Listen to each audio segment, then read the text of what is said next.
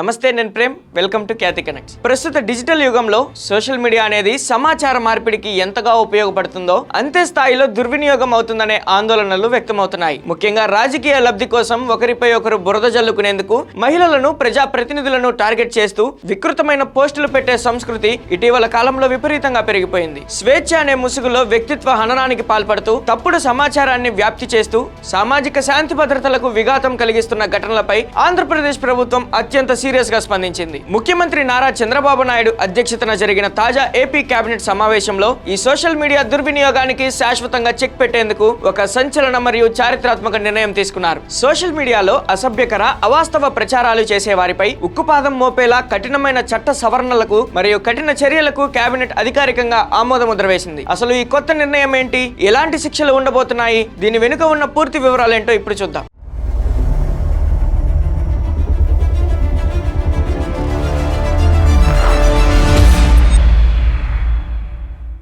ఈ కేబినెట్ సమావేశంలో తీసుకున్న నిర్ణయాలను మనం ఒకసారి నిశితంగా పరిశీలిస్తే ఇకపై సోషల్ మీడియాలో ఇష్టారాజ్యంగా వ్యవహరిస్తామంటే కుదిరే ప్రసక్తే లేదని స్పష్టమవుతుంది. ప్రభుత్వం తీసుకువస్తున్న కొత్త నిబంధనల ప్రకారం ఎవరైనా ఉద్దేశపూర్వకంగా తప్పుడు సమాచారాన్ని సృష్టించినా, మార్ఫింగ్ ఫోటోలు లేదా విమర్శల పరిధి దాటి అసభ్యకరమైన కంటెంట్ ను పోస్ట్ చేసినా వారిపై నాన్ బెయిలబుల్ సెక్షన్ల కింద కేసులు నమోదు చేయనున్నారు. గతంలో ఇలాంటి కేసుల్లో కేవలం స్టేషన్ బెయిల్ లేదా చిన్నపాటి హెచ్చరికలతో నిందితులు బయటపడే అవకాశం ఉండేది. కానీ ఇకపై చట్టాన్ని మరింత పటిష్టం చేస్తూ దర్యాప్తు సంస్థలకు పూర్తి అధికారాలు కల్పించేలా ఆర్డినెన్స్ లేదా చట్ట సవరణల దిశగా కేంద్ర కేబినెట్ కీలక నిర్ణయం తీసుకుంది. గత కొంతకాలంగా కొంతమంది సోషల్ మీడియా హ్యాండ్లర్స్, వివిధ రాజకీయ పార్టీల సోషల్ మీడియా విభాగాలు హద్దులు దాటి ప్రవర్తిస్తున్న ఉదంతాలను ప్రభుత్వం గమనించింది. ముఖ్యంగా మహిళా ప్రజాప్రతినిధులు, నాయకుల కుటుంబ సభ్యులైన మహిళలను టార్గెట్ చేస్తూ జుగుప్సాకరమైన పోస్టులు పెట్టడం, న్యాయ వ్యవస్థ మరియు రాజ్యాంగబద్ధమైన సంస్థల ప్రతిష్టను దిగజార్చేలా ట్రోలింగ్ చేయడం వంటి పరిణామాలు మేధావులను సైతం కలిచివేశాయి. దీనిపై ముఖ్యమంత్రి చంద్రబాబు నాయుడు కేబినెట్ వేదికగా స్పష్టమైన లైన్ తీసుకున్నారు. విమర్శలు చేయడం ప్రజాస్వామ్యంలో హక్కే అయినప్పటికీ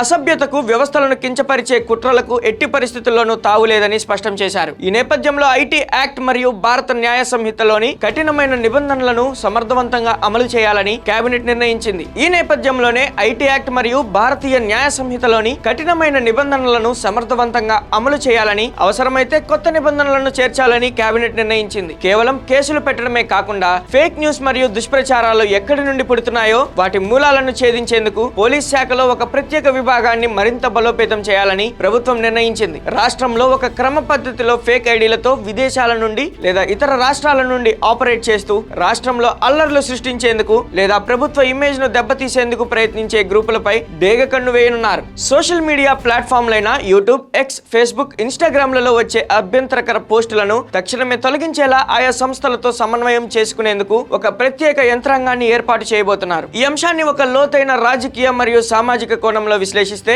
ఈ చట్టాల అమలుపై భిన్నాభిప్రాయాలు వ్యక్తమయ్యే అవకాశం కూడా ఉంది. ఒకవైపు సామాన్య ప్రజలు, మహిళా సంఘాలు ఈ నిర్ణయాన్ని పూర్తిగా స్వాగతిస్తున్నాయి. సోషల్ మీడియాలో పెరుగుతున్న కాలుష్యాన్ని కడిగేయడానికి ఇంతకంటే కఠినమైన నిర్ణయాలు మరొకటి ఉండవని వారు అభిప్రాయపడుతున్నారు. అయితే మరోవైపు ఈ చట్టాలు ప్రతిపక్షాల గొంతు నొక్కేయడానికి లేదా సోషల్ మీడియాలో వచ్చే ప్రజాస్వామ్యబద్ధమైన విమర్శలను అణిచివేయడానికి దుర్వినియోగం కాకూడదనే వాదనలు కూడా విశ్లేషకుల నుండి వస్తున్నాయి. కాబట్టి ప్రభుత్వం మరియు పోలీస్ యంత్రాంగం రాజకీయాలకు అతీతంగా చట్టాన్ని పారదర్శకంగా అమలు చేయాలని నిపుణులు సూచిస్తున్నారు. ఇక సోషల్ మీడియా అనేది సమాజ హితానికి, ఆరోగ్యకరమైన చర్చలకు వేదిక కావాలే తప్ప వ్యక్తిగత కక్షలకు, అసభ్యకరమైన దాడులకు సాధనంగా మారకూడదు. ఏపీ కేబినెట్ తీసుకున్న ఈ కఠిన నిర్ణయం సోషల్ మీడియా వినియోగదారుల్లో ఒక జవాబుదారీతనాన్ని తీసుకువస్తుందని ఆశిద్దాం. ఇకనైనా హద్దులు దాటి పోస్టులు పెట్టేవారు తమ వైఖరిని మార్చుకుంటారో లేదో చూడాలి. మరి సోషల్ మీడియా దుర్వినియోగంపై ఏపీ కేబినెట్ తీసుకున్న ఈ సంచలన నిర్ణయంపై మీ అభిప్రాయం ఏంటో కూడా కామెంట్స్ లో తప్పకుండా పంచుకోండి. Thank you for watching Khyati connects.